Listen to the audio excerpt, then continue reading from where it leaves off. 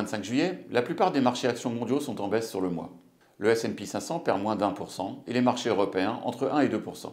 Seuls les marchés asiatiques sont en hausse d'1%, mais sur les derniers jours, la baisse l'a emporté sur l'ensemble des marchés. Aux États-Unis, les données confirment que le ralentissement se matérialise. L'ISM Service est passé sous 50, ce qui veut dire que l'activité du secteur des services est donc en zone de contraction. De plus, les créations d'emplois ont ralenti et le taux de chômage atteint désormais 4,1% après un plus bas à 3,5%. La bonne nouvelle est que l'inflation reprend le chemin de la baisse. En effet, elle diminue de 0,1% sur le mois et atteint 3% sur un an. Ces éléments devraient permettre à la Banque centrale américaine d'effectuer une première réduction de taux d'intérêt en septembre. En Europe, le rebond des indicateurs avancés montre des signes d'essoufflement.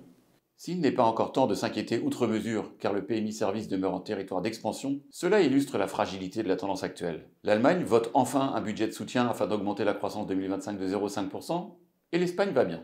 La BCE devrait procéder à une deuxième baisse de taux d'intérêt en septembre pour soutenir l'économie. En Chine, le plénum du Parti communiste, qui a lieu tous les 5 ans, n'a pour le moment débouché sur aucune mesure importante, alors que l'économie continue de tourner au ralenti. Le PIB du deuxième trimestre a ainsi déçu, s'affichant à seulement 4,7%, en baisse par rapport au premier trimestre.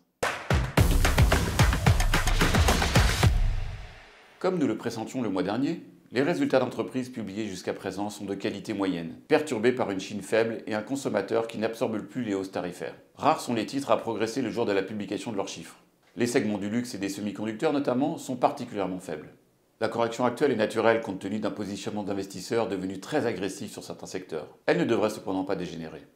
Les entreprises demeurent en bonne santé, les multiples de valorisation en Europe sont bas et les prochaines baisses de taux d'intérêt seront un soutien. À court terme, entre une économie en manque de dynamisme et un contexte politique brumeux, peu de raisons cependant d'envisager un rebond généralisé des indices. Notons ces derniers jours la surperformance historique du Russell 2000, indice de référence des valeurs moyennes américaines. Ce mouvement pourrait continuer alors que la sous-performance depuis 3 ans dépasse 20% et que les bénéfices des entreprises de l'indice devraient retrouver le chemin de la croissance au deuxième semestre. Côté bonne nouvelle, notre scénario obligataire se déroule comme prévu. Le portage et la baisse des taux permettent à toutes les classes obligataires d'enregistrer un bon mois. Si le risque crédit demeure stable, la tendance devrait demeurer favorable. En synthèse, entre des économies mondiales sans dynamique et des contextes politiques perturbés, il est naturel que les indices actions mondiaux profitent de publications de résultats du premier semestre pour reprendre leur souffle. Peu de catalyseurs à l'horizon pour envisager un rebond à court terme, mais peu de raisons d'envisager une correction sévère.